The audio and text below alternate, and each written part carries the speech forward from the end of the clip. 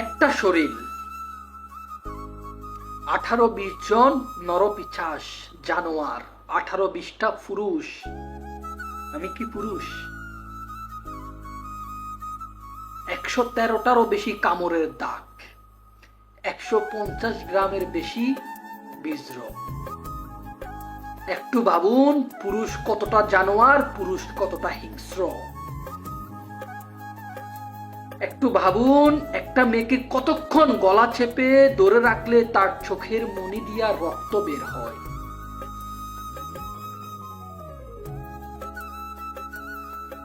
মমিতাকে যখন গণধর্ষণ করতেছিল, যখন রেপ করতেছিল, তখন মমিতার হাত পা যে দুজন লোক চেপে ধরে রেখেছিল, তার মধ্যে একজন ছিল মমিতার ফিমেল কলিগ। আমি আবারও রিপিট করতেছি, একজন ছিল মমিতার মেয়ে বন্ধু।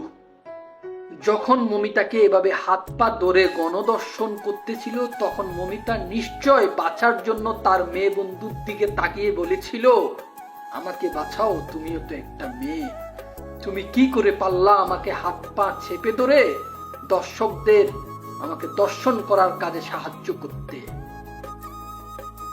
তাই আমি আমার সকল নারী জাতিকে বলছি, মেয়ে বন্ধু বানানোর সময় 100 বার যাচাই বাছাই করবেন।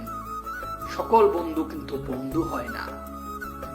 মমিতাকে যে সমস্ত জানোয়াররা এই নৃশংস ঘটনা ঘটিয়েছে, তাদের প্রত্যেকের